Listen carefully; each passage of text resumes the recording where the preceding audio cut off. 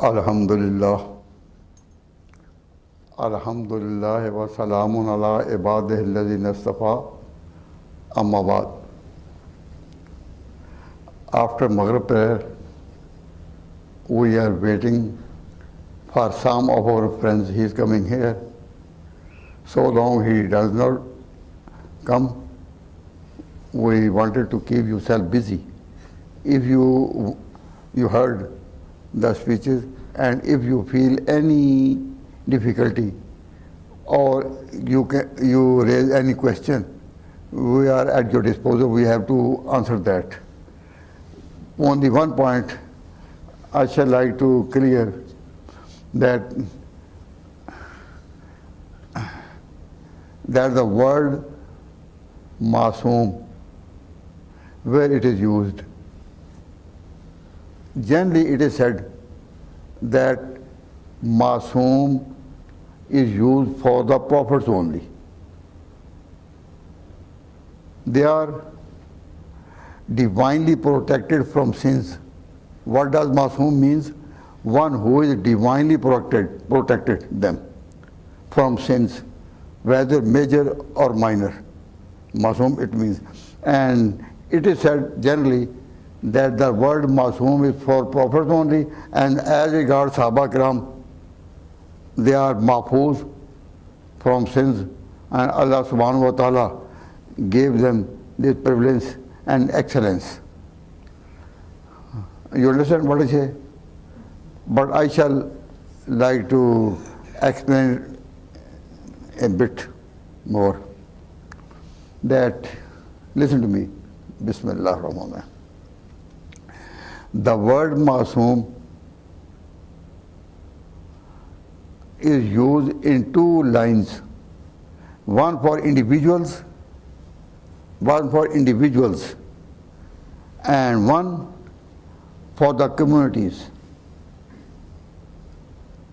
So, as regard the prophets, they are individually, one by one, every one of them, they are divinely protected from sins as regard the prophets.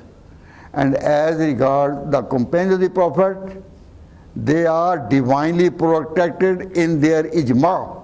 When they make agreement and consensus over any point, this is called ijma. And this is masala of Islam.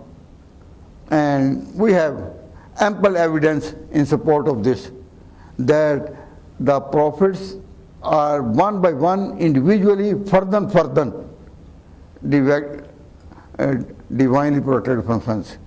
And as regards Sahaba, in their ijma, they are divinely protected from sins. When they make agreement, consensus on any issue, and there is no rejection from any side, then this is called ijma. And when Sahaba make ijma and only point, that ijma is also divinely protected from sins. So we say that ijma is Sahaba hujjat, and it carries a authoritative value.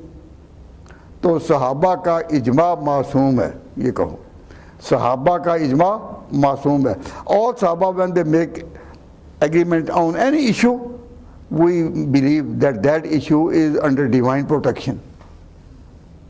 Are you with me on this issue? You understand? For instance,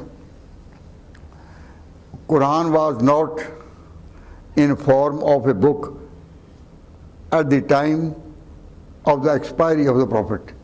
When Prophet ﷺ expired, at that time Quran was written in different manuscripts, different parts, in different files, in different surahs, and it was not in form of a book. Who gave Quran this position, form of a book? Who composed Quran Kareem in form of a book? Answer, Sahaba.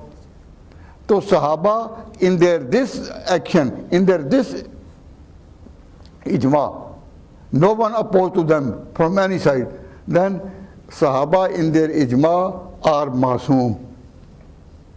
If someone says that they are not masoom, then it means that Quran is not composed and is not safe under any masoom. And they can make propaganda that the composition of the Quran in its present form is not divinely protected from any mistake. Can we accept this composition? Can we accept that proposition? No. If someone says that Quran was composed in the time of Abu Bakr Siddiq and Sahaba composed, and their composition of the Quran in form of a book is not divinely protected in form of masoom, then there could be some in some aspects doubts. It can create doubts. So it is one of the basic beliefs that Sahaba are masoom where they agree on any point and there is no objection from any side. When Sahaba composed the Quran from different writers and formed in a book, no one of Sahaba or any other make objection at that time. So it was agreed and it was ijma, it was consensus of the ummah. So these people are khair ummah, best of the people. When they make ijma on the composition of the Quran, why it is not under shadow of divine protection? یہ بات آپ کو سمجھ آ گئی کہ نہیں آئی؟ کہ صحابہ جب کسی بات پر اکٹھے ہوں اور کسی طرف سے مخالفت نہ ہو تو اس پر عصمت کا سایہ ہے، وہ معصوم ہے. تو معصوم کا لفظ صرف پیغمبروں کے لیے نہیں، جس طرح پیغمبروں کے لیے ہے فردن فردن، every one of them is معصوم، divinely protected from sins whether major or minus. اسی طرح معصوم کا لفظ جو ہے صحابہ کے اجماع کے لیے ہے. جب وہ کسی بات پر اتفاق کر رہے ہیں اس میں قطعی طور پر غلطی کو راہ نہیں، وہ معصوم ہے. پتہ نہیں میں بات سمجھا سکا ہوں یا نہیں، میری بات سمجھ آ گئی؟ ایک اور مثال دیتا ہوں. نبی پاک صلی اللہ علیہ وسلم نے صرف 3 رات تراویح پڑھی، صرف 3 رات تراویح پڑھی. صحابہ نے اپنے اجماع سے پورا مہینہ تراویح پڑھی. سو تراویح کا مسئلہ کہ تراویح پورا مہینہ ہو، اس پر تمام صحابہ کا اجماع ہے. کیوں؟ کسی طرف سے آبجیکشن نہیں آیا. جب صحابہ نے 3 رات والی تراویح ایکسپینڈ کر لی، کہاں؟ پورے مہینے پر. Any objection was not raised from any corner. تو اس کا حاصل کیا ہوا کہ اس پر صحابہ کا کہو اجماع ہو گیا، صحابہ کا اجماع، they agreed on. سو تراویح کا مسئلہ کہ تراویح سارا مہینہ پڑھی جائے، اس پر اجماع ہے اور یہ معصوم ہے، تو اس پر خدا کی عصمت کا سایہ ہے. اگر اس میں کوئی غلطی ہوتی تو خدا ایسا کرنے ہی نہ دیتا. وہ کوئی تو اختلاف کرتا کہ مولانا میری بات سمجھ رہے ہیں نا، سمجھا رہی ہے نا. تو صحابہ کا اجماع بھی معصوم ہے. کس طرح؟ پیغمبر فردن فردن معصوم ہیں، فردن فردن، اور صحابہ اجماع معصوم ہیں. قرآن کے کمپوزیشن پر معصوم، تراویح پورے مہینہ پھیلانے پر معصوم.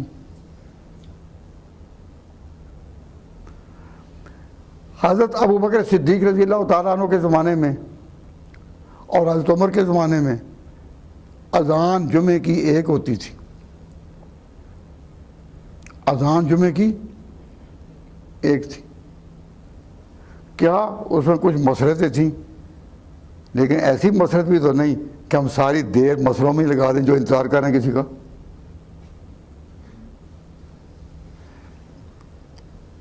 ذرا بات تو سنیں نا. تو اس لیے میں وہ اذان میں کیا ہوا اس کا مسئلہ بیان نہیں کرتا، لیکن جمعے کی اذان ایک ہی ہوتی تھی حضور کے زمانے میں، ابوبکر صدیق کے زمانے میں، حضرت عمر کے زمانے میں. اس کو حضرت عثمان نے کہا کہ نہیں اب 2 ہوں گی. تمام صحابہ کے سامنے یہ ایشو آیا، یہ صحابہ کے سامنے ایشو آیا. اینڈ سب نے ایگری کیا 2 پر.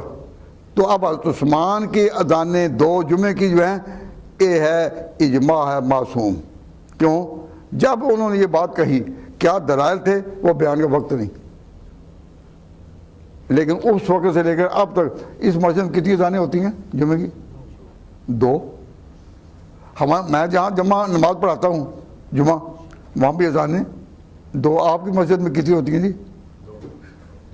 2. تو اس پر کیوں 2؟ اجماع معصوم ہے. میں بار بار یہ آپ سے بات کہہ رہا ہوں، یہ چونکہ لوگوں میں یہ بات اتنی معروف نہیں